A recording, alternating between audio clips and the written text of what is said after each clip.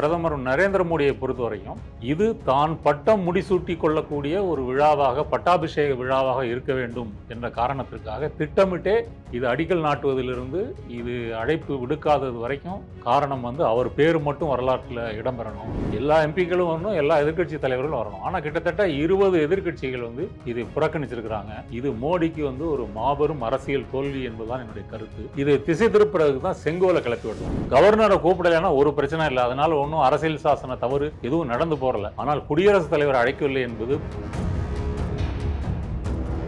இப்போ நேரு 1947 ஆகஸ்ட் 14 பாகிஸ்தான்ல இருக்காரு. ஏன்னா பாகிஸ்தான் சுதந்திரம் பெற்ற நாள் ஆகஸ்ட் 14. அதுக்கப்புறம் 15ஆம் தேதி இந்தியா. அப்போ அவருடைய ஷெட்யூல்லாம் முன்னாடியே தீர்மானிக்கப்படுது. அதுல எங்கேயுமே இந்த செங்கோல் அவர் வாங்கி கொடுத்த மாதிரியான ரெக்கார்டு இப்போ பிஜேபி ஆர்எஸ்எஸ் என்ன கதை சொல்றாங்கன்னா, சோழர்கள் காலத்திலிருந்தே அப்படி ஒரு மரபு இருக்குது, அந்த மரபின்படி கையளிக்கப்பட்டதை நேரு காங்கிரஸ் அலட்சியமாக அதை அவமரியாதை செய்து அருங்காட்சியகத்துக்கு அனுப்பிட்டாங்க அப்படின்னு சொல்றாங்க. இல்லைங்க, உம்மிடி பங்காரு ஜுவல்லரிஸ் சுதந்திர போராட்டத்துக்காக போராடிய நிறுவனமா? சுதந்திர போராட்டத்துக்கும் ஆர்எஸ்எஸ்க்கும் பாரதிய ஜனதாவுக்கு ஏதாவது சம்பந்தம் இருக்கா? ஆர்எஸ்எஸ்ஐ சேர்ந்தவர்களும் பாரதிய ஜனதா சேர்ந்தவர்களும் சுதந்திர போராட்டத்தில் பங்கு பெறவே இல்லை. சாவர்கர் யாரு? நாடாளுமன்றத்துடைய புதிய கட்டிடத்தை பிரதமர் மோடி நாளை திறந்து வைக்க இருக்கிறார். அது ஒரு பெரிய பேசு பொருளாக இன்னைக்கு மாறி இருக்கு. அதுக்கான காரணம் குடியரசுத் தலைவருக்கு அழைப்பு விடுக்கப்படலை, குடியரசுத் தலைவர் தான் அதை திறந்து வைக்கணும் முறைப்படி அப்படின்ற ஒரு கோரிக்கையை எதிர்க்கட்சிகள் முன்வைக்கிறாங்க. உங்களுடைய பார்வை என்ன? இந்த என்டையர் இஷ்யூவில் எங்கே தப்பு நடந்திருக்குன்னு நினைக்கிறீங்க? அதாவது இதில் குடியரசுத் தலைவர் அழைக்கலைன்றது ஒரு அம்சம்தான், அதை தாண்டியும் நிறைய பிரச்சனைகள் இருக்குது. இந்த குடியரசுத் தலைவரே எடுத்துக்குவோமே, குடியரசுத் தலைவர் என்பவர் மக்கள் பிரதிநிதிகளால் தேர்ந்தெடுக்கப்படுவார். அதாவது சட்டமன்ற உறுப்பினர்கள், அப்புறம் நாடாளுமன்ற இரு அவை உறுப்பினர்களாலும் தெரிவு செய்யப்படுறவர். அவர் தான் கான்ஸ்டியூஷனல் அத்தாரிட்டிக்கு தலைவர். 2 நாடாளுமன்ற அவைகளுக்கும் அவர் தான் தலைவர். முப்படைகளுக்கு ஒரு கூட்டு கமாண்டர். இப்படி இருக்கும்போது இந்த புதிய நாடாளுமன்றத்துக்கான அடிக்கல் நாட்டுவதோ அல்லது இப்போ திறந்து வைப்பதிலோ அவரை திறந்து வைக்க சொல்லலைன்றது மட்டும் இல்லை, கூப்பிடக்கூட இல்லை. ஏன் கூப்பிட்டா என்ன ஆகுன்னு கேட்டிங்கன்னா, நீங்கள் புரோட்டோகால் படி முதல்ல பிரசிடென்ட் பேர் வரணும், குடியரசுத் தலைவர்.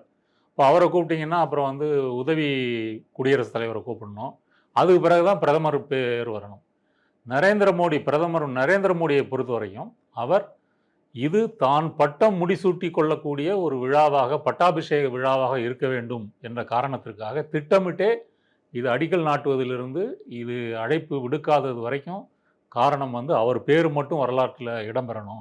இப்போ நீங்கள் கடந்த காலத்தில் கூட நாடாளுமன்றத்தில் லைப்ரரி கட்டி திறந்துருக்காங்க. அதான் 1975 இந்திரா காந்தி பார்லிமெண்ட் அனெக்ஸ் பில்டிங்கை திறந்து வச்சாங்க. அப்புறம் 1987 ராஜீவ் காந்தி லைப்ரரி பில்டிங்கை திறந்து வச்சிருக்காங்க அப்படின்லாம் கிளைம் பண்ணுறாங்க. அது மட்டும் இல்லாமல் நிறைய மாநிலத்துடைய சட்டமன்றத்தையே கூட பிரதமர் தான் திறந்து வச்சிருக்காரு. சோனியா காந்தியெல்லாம் சத்தீஸ்கர் சட்டமன்ற திறப்பு விழாவுக்கு அழைக்கப்பட்டிருந்தாங்க அப்படின்லாம் பாஜக குற்றம் சாட்டு. அதெல்லாம் இருக்கலாம். ஆனால் இது ஒரு துணை கட்டிடமோ ஏதோ ஒரு கூடுதல் வசதி செய்யக்கூடிய கட்டிடமோ இல்லை. இது முழுக்க முழுக்க புதிய நாடாளுமன்றம், 2 அவைகளும் அங்கே தான் செயல்பட போகிறது. ஒரு கால் இந்திய வரலாற்றிலேயோ உலக வரலாற்றிலோ வேறு ஏதாவது ஒரு பெரிய நிகழ்வு நடக்கலைன்னா இந்த புது பில்டிங்கிறது ஒரு 100-200 வருஷம் இருக்கும். அப்படிப்பட்ட அந்த புதிய நாடாளுமன்ற கட்டிடத்தை குடியரசுத் தலைவர் தான் திறந்து வைக்க வேண்டும் என்று எதிர்க்கட்சிகள் கோருவது முற்றிலும் சரி. மோடி தன்னுடைய ஒரு ஆங்கிலத்தில் நார்சிசிஸ்ட்னு சொல்லுவாங்க இல்லையா, நார்சிசம், ஒரு சுயமுக வழிபாடு. இப்போ நீங்கள் உலகத் தலைவர்கள்லாம் நரேந்திர மோடி சந்திக்கும் போது பார்த்தீங்கன்னா உலகத் தலைவர்கள்லாம் மோடியை பார்ப்பாங்க, மோடி மட்டும் கேமராவை பார்ப்பார். அப்போ இப்படிப்பட்ட இதாக இருக்கும்போது வரலாற்றில் தன் பெயர் மட்டும்தான் இடம்பெற வேண்டும் என்பதற்காக அவர் இது திட்டமிட்டு இதை செய்கிறாரு. எதிர்கட்சிகளை பொறுத்த வரைக்கும் இது வெறுமனே ஒரு டெக்னிக்கல் இஷ்யூவாக மட்டும்தான் பார்க்குறாங்க, ஒரு அப்பொலிட்டிக்கலாக மட்டும்தான் பார்க்குறாங்க. அவர்களுடைய வாதத்தில் நான் உடன்படுறேன், குடியரசுத் தலைவர் அழைக்கப்படணும், திறந்து வைக்கணுன்றது ஓகே தான். ஆனால் பிரதமர் மோடி 2014 நாடாளுமன்றத்தில் நுழையும் போது அங்கே தொட்டு வணங்கி விட்டு சொல்லி இது ஜனநாயகத்தின் ஆலயம் அப்படின்னு சொல்கிறார். ஆனால் இந்த ஜனநாயகத்தின் ஆலயத்தை கடந்த 9 ஆண்டுகளாக அவர் எப்படி நடத்தி இருக்கிறார்? முன் எப்போதும் இல்லாத வரைக்கும் 155 பாராளுமன்ற உறுப்பினர்கள் சஸ்பெண்ட் செய்யப்பட்டிருக்கிறாங்க. இதுக்கு முன்னாடி நடந்த நீங்கள் என்டிஏ ஆட்சியிலையோ, அதுக்கு முன்னாடி நடந்த காங்கிரஸ் ஆட்சியிலையோ, அப்புறம் தேவகவுடா ஆட்சியிலையோ, சந்திரசேகர் ஆட்சியிலையோ எங்கேயுமே இவ்வளவு பெரிய எம்பிக்கள் இடைநீக்கம் செய்யப்பட்ட நிகழ்வு நடந்ததே இல்லை. இது ஒன்று. ரெண்டாவது, முன்பெல்லாம் ஒரு ஆர்டினன்ஸ் அல்லது மசோதா வந்து அறிமுகப்படுத்தப்படுதுன்னா அது நாடாளுமன்றத்தின் இரு அவைகளிலையும் முன்வைக்கப்பட்டு விவாதிக்கப்படும். ஆனால் நரேந்திர மோடி பிரதமராக இருக்கும் பொழுது அவை டைரக்டாக வந்து குடியரசுத் தலைவருக்கு வந்து அனுப்பி வைக்கப்பட்டு சட்டமாகின்றன. வருஷத்துக்கு கிட்டத்தட்ட 11 சட்டங்கள் வந்து ஆவரேஜாக இந்த 9 ஆண்டுகளில் வந்து ஆக்கியிருக்கிறாங்க. 76% மசோதாக்கள் வந்து விவாதிக்கப்படாமலே சட்டமாக்கி இருக்கிறாங்க. அப்போ இந்த ஜனநாயகத்தின் ஆலயத்தை தகர்க்கின்ற வேலையை பிரதமர் மோடி அவர்கள் இந்த 9 ஆண்டு காலமா ஏற்கனவே செஞ்சுட்டு இருக்கிறாரு. அதையெல்லாம் எதிர்க்கட்சிகள் வந்து பார்க்கல. அதை கேள்வி எழுப்பணும்ல. நீங்க 9 ஆண்டுகளா நீங்க பாராளுமன்றம் என்பது இந்திய மக்களால் தெரிவு செய்யப்பட்டு உச்சபட்ச அதிகாரம் கொண்ட ஒரு அமைப்பு, மக்கள் பிரதிநிதிகள் கொண்ட அமைப்பு. அந்த அமைப்பையே துச்சமாக மதிக்கக்கூடியவர் புதிய பாராளுமன்ற கட்டிடத்தை துறக்கிறதுலையா வந்து இவங்களை மதிக்க போறாரு. இன்னொரு இதுல வந்து பாத்தீங்கன்னா, இதுல வந்து ஒரு எம்பி கூட இந்த திறப்பு விழாவில் வந்து பங்கேற்காமல் இருக்கக்கூடாது. ஏன்னா இது வந்து ஒரு புதிய நாடாளுமன்ற கட்டிடம். அரசியல் சாசன அடிப்படையிலையும் சரி, குடியரசுத் தலைவர் மட்டும் இல்லை, எல்லா எம்பிக்களும் வரணும், எல்லா எதிர்க்கட்சி தலைவர்களும் வரணும். ஆனால் கிட்டத்தட்ட 20 எதிர்க்கட்சிகள் வந்து இதை புறக்கணிச்சிருக்கிறாங்க. இது மோடிக்கு வந்து ஒரு மாபெரும் அரசியல் தோல்வி என்பதுதான் என்னுடைய கருத்து. இதை திசை திருப்புறதுக்கு தான் செங்கோலை கிளப்பி விடுறாங்க. இயல்பாகவே இன்னொரு கேள்வி வருது, அதாவது சட்டமன்றத்துக்கும் நாடாளுமன்றத்துக்கும் இருக்கக்கூடிய வேறுபாடுகள் என்ன அப்படின்னு. இன்னைக்கு பாஜக என்ன சொல்றாங்க அப்படின்னா, பல மாநிலத்துடைய சட்டமன்றத்தை அந்த மாநில முதலமைச்சர்களே திறந்து வைக்கிறாங்க, ஆளுநர்களை கூப்பிடுறது இல்ல. அதே மாதிரி தானே எப்படி மாநிலத்தில் ஆளுநரோ அதே மாதிரி மத்தியில வந்து குடியரசுத் தலைவர் அப்படின்ற ஒரு விவாத பொருளுக்கு போறாங்க. அது சரியா? முதல்ல ஆளுநர் வந்து மக்களால் தெரிவு செய்யப்படுறவரா, நியமனம் செய்யப்படுறவரா? அவர் வந்து நியமனம் செய்யப்படுறவர். யாரால? குடியரசுத் தலைவரால் அல்லது அமைச்சரவையின் சிபாரிசின் பேரில், பிரதமரின் அறிவுறுத்தலின் பேரில் நியமிக்கப்படுகிறார். அவர் வந்து பிரதிநிதி கிடையாது. அதனால் குடியரசுத் தலைவரும் ஆளுநரும் ஒன்றல்ல. இப்போ நீங்கள் வந்து மாநிலங்களில் வந்து இந்த மாதிரி ஏதாவது கட்டுறாங்க, திறந்து வைக்கிறாங்கன்னு சொன்னால் அதில் வந்து ஆளுநரை நீங்கள் வந்து கூப்பிடணும்னு அவசியம் இல்லை. ஏன்னா அவர் வந்து நியமனம் செய்யப்பட்ட ஒரு பதவிக்கு சொந்தக்காரர். மாநில அமைச்சரவை முடிவு செய்கின்ற மசோதாக்களுக்கு ஒப்புதல் அளிக்க வேண்டிய ஒரு அரசியல் சாசன பொறுப்பில் தான் வந்து இருக்கிறார். ஆனால் குடியரசுத் தலைவர் அப்படி இல்லை. அவர் நியமிக்கப்படுறவர் இல்லை. அவர் வந்து அனைத்து சட்டமன்ற உறுப்பினர்களாலும் மேலே நாடாளுமன்ற உறுப்பினர்களாலும் தெரிவு செய்யப்படுறவர். அதனால் இந்த வாதமே தவறானது. கவர்னரை கூப்பிடலைன்னா ஒரு பிரச்சனை இல்லை, அதனால் ஒன்றும் அரசியல் சாசன தவறு எதுவும் நடந்து போகல. ஆனால் குடியரசுத் தலைவர் அழைக்கவில்லை என்பது பாரதூரமான தவறு. 20 எதிர்க்கட்சிகள் வந்து குடியரசுத் தலைவருக்கு அழைப்பு விடுக்கல, அதனால நாங்க வந்து இந்த புதிய நாடாளுமன்ற கட்டிட திறப்பு விழாவில் கலந்துக்க மாட்டோம் அப்படின்னு ஒரு பக்கம் சொன்னாலும் கூட, கடந்த 2 நாட்களாக செங்கோல்ன்ற ஒரு விவாதம் வந்து பெரிய அளவுல நாடு முழுவதும் பேசப்பட்டு வருது. ஒவ்வொரு ஊடகங்கள்லையும் இதை டீட்டெயிலா பேசுறாங்க. இதை பத்தி பாஜகவினர் வந்து புதிய விளக்கம் எல்லாம் கொடுத்துட்டு இருக்காங்க. தமிழ்நாட்டினுடைய பெருமை அப்படின்றதெல்லாம் சொல்றாங்க. செங்கோல்னா என்ன சார், அந்த கான்செப்ட் எப்படி வந்தது, அதற்கான உரிய ஆதாரங்கள்லாம் இருக்கா? அதாவதுங்க, இந்த குடியரசுத் தலைவரை வந்து அழைக்கவில்லை, எதிர்க்கட்சிகள் வந்து புறக்கணிக்கிறாங்க. இது முன்னுக்கு வந்த உடனேயே இதை திசை திருப்புகின்ற விதமாக இந்த செங்கோல் மேட்டரை வந்து பிஜேபி எடுத்துகிட்டு வருது. இதுக்காக நிர்மலா சீதாராமன் சென்னை வந்து 3 கவர்னர்கள், தமிழகத்திலிருந்து அனுப்பப்பட்ட 3 கவர்னர்களையும் அப்புறம் ஆர்.என். ரவியும் வைத்து கொண்டு அதுக்கு பெரிய ப்ரெஸ் மீட்டு, அதில் என்ன முக்கியம், கலாச்சாரம், அதெல்லாம் நான் சொல்கிறேன், அதை பற்றி வலிஞ்சு செய்கிறாங்க. இப்படி செய்வதற்கு காரணம் என்ன? இது கடந்த காலத்தில் நிறைய நடந்திருக்கு. இப்போது அதானி விவகாரம், ஹிண்டன்பர்க் ரிப்போர்ட் வந்த பிறகு ராகுல் காந்தி உள்ளிட்ட எதிர்க்கட்சிகள் என்ன சொன்னாங்க? கூட்டு பாராளுமன்ற குழு அமைத்து விசாரிக்கப்பட வேண்டும். இன்று ஜனநாயகத்தின் ஆலயம்னு சொல்லக்கூடிய பிரதமர் மோடி அவர்கள் இதற்கு எந்த பதிலும் சொல்லலை, அதை வந்து அமைக்கலை. அப்போது 20 எதிர்க்கட்சிகள் எதிர்க்கிறாங்க அப்படின்னா அது வந்து வரலாற்றில் நாளைக்கு வந்து ஒரு அவப்பெயராக பதிந்து விடும். என்னதான் நீங்கள் பிரதமர் அவர்கள் இதை திறந்து வைத்தாருன்னு அவர் கல்வெட்டில் அவர் பேர் மட்டும் இருந்தாலும் 20 கட்சிகள் புறக்கணிச்சிருக்கிறாங்க, முக்கியமான எதிர்க்கட்சிகள் புறக்கணிச்சிருக்கிறான்ற அவப்பெயர் வந்து பதியத்தான் போகுது. அப்போ இதிலிருந்து திசை திருப்பும் விதமாக இந்த செங்கோல் மேட்டரை வந்து எடுத்துகிட்டு வராங்க. இந்த செங்கோல் என்பது வந்து என்ன?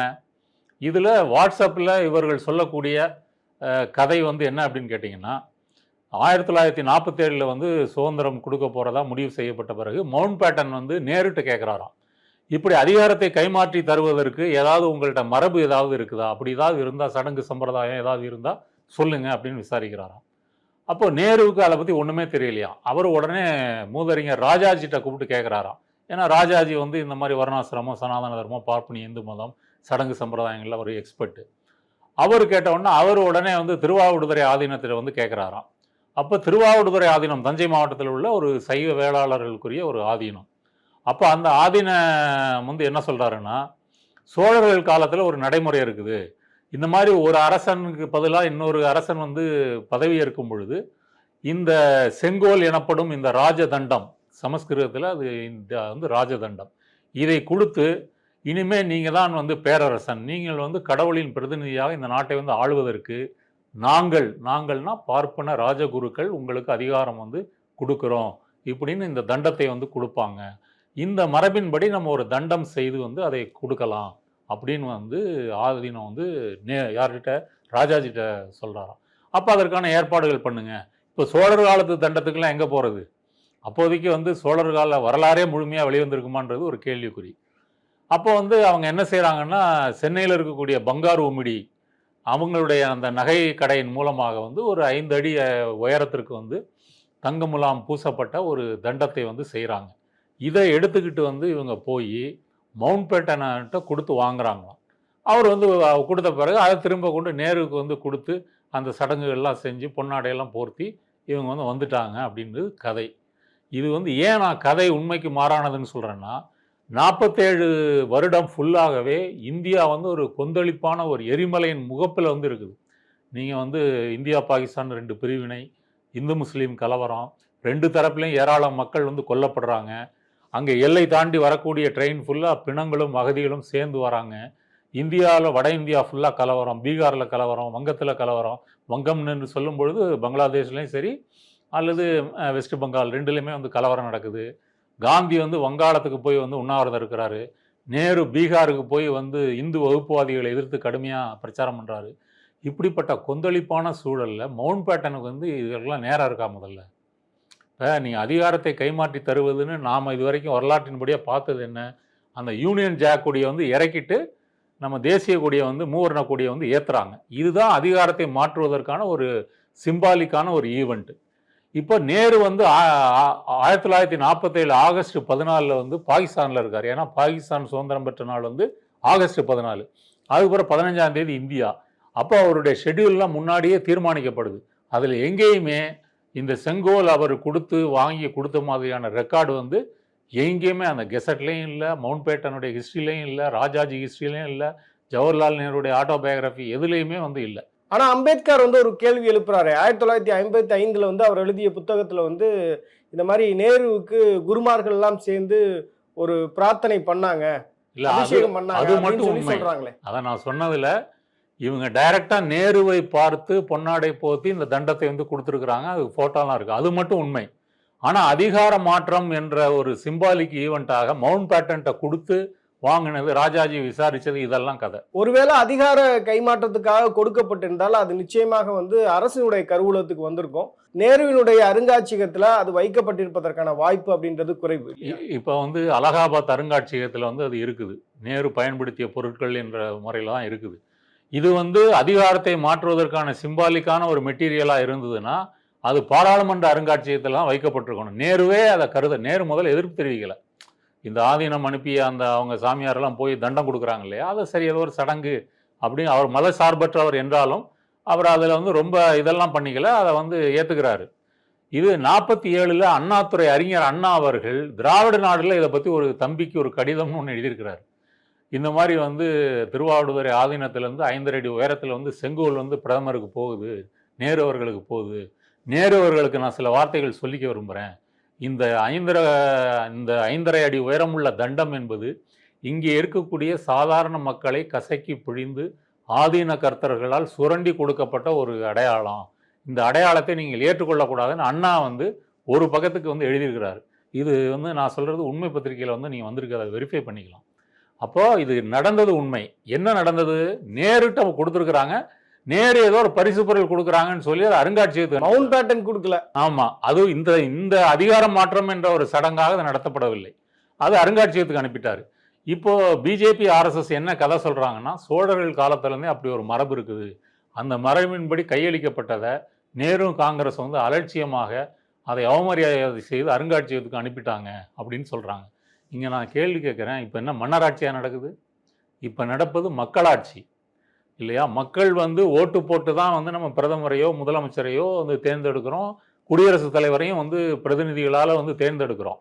அப்போது ஒரு மக்களாட்சியில் இப்படிப்பட்ட இந்த செங்கோல் வந்து என்ன சொல்கிறாங்கன்னா, அந்த பார்ப்பன ராஜகுரு வந்து மன்னனுக்கு கொடுக்கும் பொழுது இது வந்து நீங்கள் வந்து தர்மத்தின் மனு தர்மத்தின்படி நீங்கள் வந்து நாடாளணும், அப்புறம் வந்து கர்ம வினைக்கு பயந்து நீங்கள் வந்து செய்யணும், இப்படிலாம் அவங்க வந்து சொல்கிறாங்க. மனு தர்மம் என்பது என்ன, அதை பற்றி நிறைய விவாதங்கள் மக்களுக்கே தெரியும்.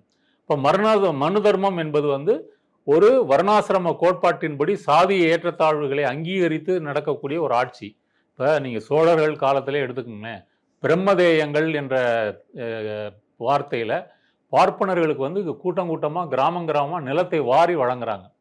அப்போது பிராமணர்களுக்கு நிலங்கள் வழங்கும்போது அங்கே வந்து நிலத்தில் வேலை செஞ்சுக்கிட்டு இருந்த விவசாயிகள், குடியான மக்கள் வந்து இந்த பிராமணர்களுக்கு தான் தங்களுடைய உழைப்பை வந்து கொடுக்க வேண்டிய ஒரு நிலை.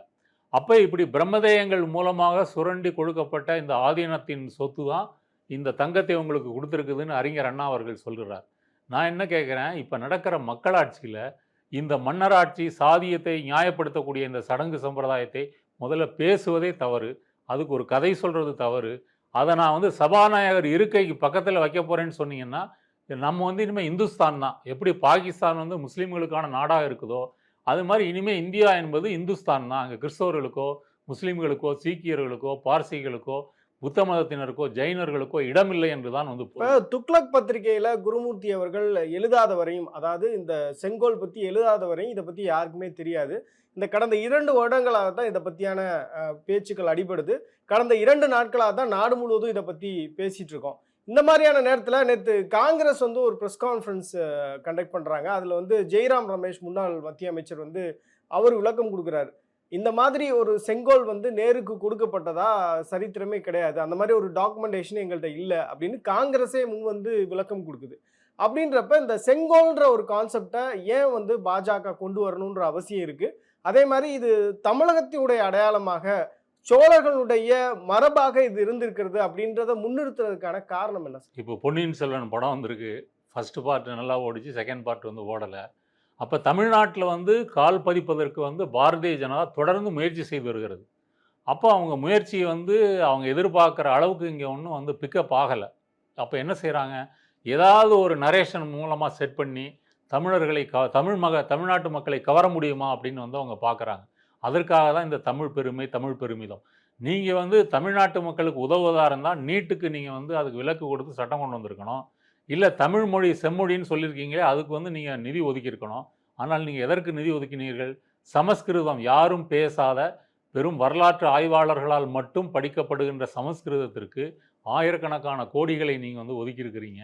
இந்தியை வந்து திணிக்கிறீங்க. அப்புறம் தமிழ்நாட்டுக்கு தேவையான நிதி தர மறுக்கிறீங்க. இதையெல்லாம் செய்துவிட்டு ஒரு பழைய சென்டிமெண்ட் கதையை வந்து எடுத்து சொல்வது வந்து ஒரு ஏமாற்று. 2வது, பாரதிய ஜனதா இதை வந்து செய்வதற்கு என்ன காரணம்? 2025ஆம் ஆண்டு ஆர்எஸ்எஸ்ஸினுடைய 100ஆண்டு விழா வந்து வரப்போகுது. அப்போ இந்த 100 ஆண்டு முடிகிறதுக்குள்ள அவர்கள் ஆர்எஸ்எஸ் முன்வைக்கக்கூடிய அந்த இந்து ராஷ்டிரம் எனக்கூடிய அதனுடைய மைல் ஸ்டோன்ஸ் வந்து நம்ம நிறைய அச்சீவ் பண்ணிட்டோம். உதாரணத்துக்கு பாபர் மசூதி இடிக்கப்பட்டு அதில் யாரும் தண்டிக்கப்படலை. அந்த இடத்தையே வந்து இவங்களுக்கு கொடுத்து கோயில் கட்டுற வேலைகள் நடக்குது. இது 2024ஆம் ஆண்டு ஜனவரியில் வந்து ராமர் கோயிலை திறக்க போகிறாங்க. அப்புறம் ஜம்மு காஷ்மீரில் ஆர்டிகிள் 370 வந்து ரத்து பண்ணிட்டாங்க. அப்புறம் பல இடங்களில் வந்து மாட்டுக்கறியின் பெயரால் வந்து கலவரம் நடக்குது, கொல்லப்பட்டிருக்கிறாங்க. அப்போ தன்னுடைய இந்து ராஷ்டிரத்தின் ஒவ்வொரு கூறுகளும் நிறைவேற்றி கொண்டு வரும் வேளையில் அடுத்த புதிய பாராளுமன்றத்தை நம்ம கட்டிட்டு அதில் சபாநாயகர் பக்கத்தில் இது வைக்கும்போது இது மறைமுகமாக என்ன மெசேஜ் சொல்லுதுன்னா, இது ஒரு இந்து நாடு, இந்து பாரம்பரியத்தில் வரக்கூடிய செங்கோல் தான் சபாநாயகர் இருக்கைக்கு பக்கத்தில் அமர்த்தப்பட்டிருக்கிறது. இதுதான் அவங்களுடைய வந்து நோக்கம். இதெல்லாம் சேர்ந்து வருது.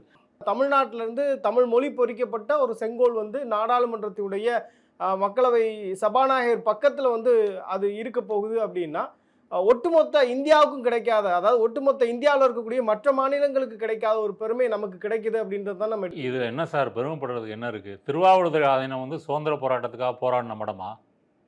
தருமபுரம் ஆதீனம், திருப்பனந்தாள் ஆதீனம், பல ஆதீனங்கள் இருக்குல்ல. இந்த ஆதீனங்கள்லாம் யார் முதல்ல வந்து தம்புரான் ஆக முடியும்? தம்புரான்னா சன்னியாசி துறவி யார் ஆக முடியும்? இப்போ திருவாவடுதுறை ஆதீனத்தில் வந்து சைவ வேளாளர்கள் மட்டும்தான் மாற முடியும். அவர்களே சொல்லிக்கொள்ளுகின்ற சைவத்தை பின்பற்றி நடக்கக்கூடிய எல்லா சாதியினரும் அங்கே வந்து சாமியார் ஆக முடியாது. இது திருப்பனந்தாள்லேயும் அப்படி தான், தருமபுரம் ஆதீனத்திலையும் அப்படி தான். நீங்கள் குன்றக்குடி ஓரளவு முற்போக்காக செயல்படுகின்ற குன்றக்குடி ஆதீனத்திலையும் அதுவும் சாதிய ரீதியாக தான் எடுக்கப்படுறாங்க. இவங்க சுதந்திர போராட்ட காலத்தில் ஏதாவது செஞ்சுருக்காங்களா? இல்லைங்க உம்மிடி பங்காரு ஜுவல்லரிஸ் வந்து சுதந்திர போராட்டத்துக்காக போராடிய நிறுவனமா? அப்போ இதெல்லாம் நீங்கள் ஒரு சிம்பாலிக்காக காட்டுறீங்க அப்படின்னா நான் என்ன கேட்குறேன், பகத்சிங் தூக்கில் தொங்கினார்ல, ராஜகுரு சுகதேவெல்லாம் தூக்கில் தொங்கினாங்கல்ல, இதே பிரிட்டிஷ் இந்திய புதுதில்லியில் இருக்கக்கூடிய ஆங்கில இந்திய பாராளுமன்றத்தில் பகத்சிங் எதுக்கு வெடிகுண்டு வீசுறாரு? யாரையும் கொல்லலை. ஆனால் உங்கள் ஆட்சிக்கு நாங்கள் செய்யக்கூடிய எதிர்ப்பு நடவடிக்கைன்னு சொல்கிறாரு. அதுக்காக அவரை தூக்கில் போட்டாங்களா இல்லையா? அதே போல் சந்திரசேகர் ஆசாத் அவரை வந்து கொன்னாங்களா இல்லையா? அஷ்பத்துல்லா கான், எவ்வளோ முஸ்லீம்கள் வந்து சுதந்திர போராட்டத்துக்காக இழந்திருக்காங்க. அப்போ இந்த சுதந்திர போராட்ட வரலாற்றையே இருட்டடிப்பு செய்துவிட்டு இங்கே வந்து இந்த தண்டத்தை வைப்பதன் மூலமாக இது இந்துத்துவ வரலாறு, சுதந்திர போராட்டத்துக்கும் ஆர்எஸ்எஸுக்கும் பாரதிய ஜனதாவுக்கும் ஏதாவது சம்மந்தம் இருக்கா? ஆர்எஸ்எஸ்ஸை சேர்ந்தவர்களும் பாரதிய ஜனதா சேர்ந்தவர்களும் சுதந்திர போராட்டத்தில் பங்கு பெறவே இல்லை. சாவர்கர் யார்? நாளைக்கு 28ஆம் தேதி சாவர்கர் பிறந்த நாள். இதுவும் ஒரு அரசியல் இருக்குது. இப்போ இந்த சாவர்கர் வந்து யார்? அவர் வந்து இங்கிலாந்துலேருந்து இருக்கிறாரு. அங்கே வந்து ஒரு மதன்லால் திங்கரான்றவர் ஒரு வெள்ளையரை வந்து கொலை செய்கிறாரு. அதுக்காக கைது செய்யப்படுறாரு. அப்புறம் கைது செய்யப்பட்டு அந்தமானில் வந்து அடைக்கப்படுறாரு. அந்தமானில் தனிமை சிறையில் அடைக்கப்பட்ட அவர் கிட்டத்தட்ட 6 வருடங்கள் வந்து மன்றாடி கடிதம் எழுதுகிறாரு ஆங்கிலேய அரசுக்கு. ஐயா, நான் வந்து தப்பு பண்ணிட்டேன், இனிமேல் பண்ண மாட்டேன், என்னை விட்டுருங்க. ஒரு காலத்துக்கும் உங்களுக்கு எதிராக நான் எந்த வேலையும் செய்ய மாட்டேன். எனக்கு இந்த சிறை வாழ்க்கை கொடுமையாக இருக்கிறது. உங்களுக்கு ஆதரவாக நான் வேலை செய்வேன்னு 5 வாட்டி கடிதம் எழுதியிருக்கிறார். 5 வருடங்கள். அதன் பிறகு அவர் அங்கேருந்து மகாராஷ்டிராவில் ரத்னகிரி ஜெயிலில் போகிறாங்க. அப்புறம் ரத்னகிரி ஜெயிலிருந்து ரத்னகிரி மாவட்டத்தில் நீங்கள் சுதந்திரமாக சுற்றிக்கலாம். அவர் தான் பின்னாடி இந்து மகாசபை தலைவராகிறாரு. கோட்ஸே காந்தி கொலை வழக்கில் கோட்ஸேவோட இவரும் வந்து ஏற்றப்படுகிறார். அப்போ இவருடைய படத்தை 2003ஆம் ஆண்டு நாடாளுமன்றத்தில் வாஜ்பாய் காலத்தில் வந்து திறந்ததே ஒரு மாபெரும் குற்றம். நீங்கள் அவர் கோர்ட்டு விடுதலையெல்லாம் செஞ்சுருக்கலாம். ஆனால் காந்தி கொலை வழக்கில் தொடர்புடைய ஒரு நபர் படத்தை வந்து பாராளுமன்றத்தில் வைக்கலாமா? இன்று அவரது பிறந்த நாளில் வந்து நாடாளுமன்றத்தை திறந்து வைக்கிறார்கள். அதனால் இந்த செங்கோல் வந்து தமிழர்களை இழிவுபடுத்துவது மட்டுமல்ல, வட இந்தியாவில் இந்தி பெட்டில் வந்து இது எடுபடும். அவங்க என்ன சொல்கிறாங்க பாருங்கள், சத்திரியனுக்கு இந்த மாதிரி பார்ப்பனர்கள் ஒரு ராஜதண்டத்தை கொடுத்து, மோடி தான் அந்த சத்திரியர், இனிமேல் அவர் நாளிலிருந்து ஷாகன் ஷா, அதாவது அரசர்களுக்கெல்லாம் அரசர், அந்த பேரரசர்னு சொல்கிறது வந்து இந்தி பெட்டில் எடுபடும். தமிழ்நாட்டில் வந்து இந்த மாதிரி பொன்னியின் செல்வன் படம் வந்திருக்கு, அந்த படத்தின் ப்ரொமோ மாதிரி இதை கொஞ்சம் போட்டால் ஒரு 4 ஓட்டு விழாதா? இதுதான் பிஜேபியினுடைய. சார், இப்போ 96 வருட பழமையான ஒரு பாராளுமன்றம், அதில் வந்து நிறைய டெக்னிக்கல் இஷ்யூஸ் இருக்குது அப்படின்னு சொல்கிறாங்க. அதனால தான் இந்த புதிய நாடாளுமன்றத்துக்கான ஒரு தேவை ஏற்பட்டது. இது காங்கிரஸ் ஆட்சியில் இருந்த போதே இது விவாதிக்கப்பட்டது. ஆனால் வந்து பிரதமர் மோடி தான் இதை செயல்பாட்டுக்கு கொண்டு வந்திருக்காரு. கிட்டத்தட்ட 1000 கோடி அளவுக்கு இதில் செலவு பண்ணியிருக்காங்க அப்படின்றத பார்க்குறோம். குயிக்காக 28 மாதத்தில் இந்த ஒட்டுமொத்த ஒர்க்கையும் கம்ப்ளீட் பண்ணியிருக்காங்க. இந்த புதிய பாராளுமன்றத்தில் 888 மக்களவை உறுப்பினர்கள் உட்கார முடியும், அந்த அளவுக்கு வசதிகள் இருக்குது, எல்லாமே டிஜிட்டலைஸ்ட் பண்ணியிருக்காங்க அப்படின்ற விஷயங்கள்லாம் சொல்கிறாங்க. இது வந்து ஒரு பாராட்டக்கூடிய ஒரு விஷயம் தானே. ஏன்னா எதிர்காலத்தை மனதில் வைத்து ஒரு பெரிய பிரம்மாண்டமான ஒரு நாடாளுமன்றத்தை கட்டியமைப்பது வரவேற்கக்கூடியதானே. இதையே எதிர்க்கணும். இது எதிர்காலத்தில் இந்தியாவே பிளவுபட்டு பிரிந்து நிற்கின்ற ஒரு சூழ்நிலையை ஏற்படுத்தக்கூடியதுன்றதான் நீங்கள் சொல்கிற அந்த விவரத்தில் இருக்கிற அம்சம். அதாவது நாடாளுமன்ற தொகுதிகளை மறுசீரமைப்பு செய்து ஒவ்வொரு மாநிலத்தினுடைய மக்கள் தொகைக்கு ஏற்றவாறு அந்த தொகுதிகளின் எண்ணிக்கையை கூட்டுவது என்பதற்கான முயற்சிகள் ஏற்கனவே அவங்க துவங்கிட்டாங்க. இப்போது 2024 தேர்தலில் அதை செய்ய முடியாது.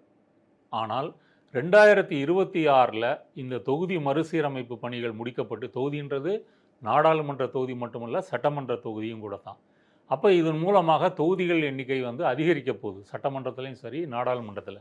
இதில் அபாயம் வந்து என்னன்னு கேட்டிங்கன்னா, கிட்டத்தட்ட சுதந்திரத்துக்கு பிறகு 75 ஆண்டுகளாக தமிழ்நாடு, கேரளா, கர்நாடகா, மகாராஷ்டிரா, அந்த மாதிரி பஞ்சாப் போன்ற வளர்ச்சி அடைந்த மாநிலங்கள், கல்வி அறிவிலையும் தொழில் வளர்ச்சியிலும் முன்னேறிய மாநிலங்கள் மக்கள் தொகை பெருக்கத்தை வந்து கட்டுப்படுத்தியிருக்கின்றன. 1 பெற்றால் ஒளிமயம், 2 பெற்றால் இன்பமயம், நிறைய பெற்றால் அல்லல் மயம். இது தமிழ்நாட்டில் கடந்த காலத்திலேருந்து, நான்லாம் சின்ன வயசில் இருக்கும்போது அதுக்கு முன்னாடியே வந்து நாம் இருவர் நமக்கு இருவர் இந்த விளம்பரங்கள்லாம் நம்ம வந்து பார்த்துருவோம். அப்போ தமிழ்நாட்டில் மக்கள் தொகை விகிதத்தினுடைய வளர்ச்சி வந்து ரொம்ப ரொம்ப குறைவு. கேரளாவில் ரொம்ப ரொம்ப குறைவு. ஆனால் உத்தரப்பிரதேசம், பீகார், மத்திய பிரதேசம், ராஜஸ்தான், சத்தீஸ்கர், ஜார்க்கண்டு, இங்கெல்லாம் எடுத்துக்கிட்டிங்கன்னா மக்கள் தொகை பெருக்கம், வளர்ச்சி விகிதம் வந்து அதிகம். இப்போ அவர்களுடைய திட்டம் வந்து என்ன? நான் யாரை சொல்கிறேன்னா, பாரதிய ஜனதாவினுடைய மற்றும் ஆர்எஸ்எஸ்னுடைய திட்டம் என்னென்னா, இந்த இந்தி பெல்ட்டில் வந்து புதிய மக்கள் தொகைக்கு ஏற்ற மாதிரி தொகுதிகளின் எண்ணிக்கையை பிரம்மாண்டமாக கூட்டுவது. இப்போ இந்த வளர்ச்சியடைந்து மக்கள் தொகை விகித வளர்ச்சி குறைவாக இருக்கக்கூடிய தமிழ்நாடு, கேரளா போன்ற மாநிலங்களுடைய தொகுதி எண்ணிக்கையை குறைப்பது. இப்படி குறைப்பதன் மூலமாக நாளைக்கு இந்தி பெல்ட்டில் வந்து வெற்றி பெற்றால் மட்டும் போதும், அவர்கள் இந்தியாவின் பிரதமராகலாம், இந்தியாவை கட்டுப்படுத்த முடியலாம். ஏன் நாளைக்கு தேவைப்பட்டால் அதிபராட்சியை கூட கொண்டு வரலாம். இதெல்லாம் நடக்க போகிறது அப்படின்றதான் என்னுடைய கருத்து. அதனால இந்த புதிய பாராளுமன்றத்தில் 884 இருக்கைகள் போடப்பட்டிருக்கிறாங்க அப்படின்னு நம்ம வந்து அந்த செய்தியிலிருந்து புரிஞ்சிக்க வேண்டிய விஷயம் என்னென்னா, இது தமிழ்நாட்டுக்கு வைக்கப்படக்கூடிய ஆப்பு, கேரளாவுக்கு வைக்கப்படக்கூடிய ஆப்பு. வளர்ச்சி அடைந்த மாநிலங்கள் இது குறித்து பேசணும், விவாதிக்கணும், இது தமது எதிர்ப்பை காட்டணுன்றதான் என்னுடைய கருத்து.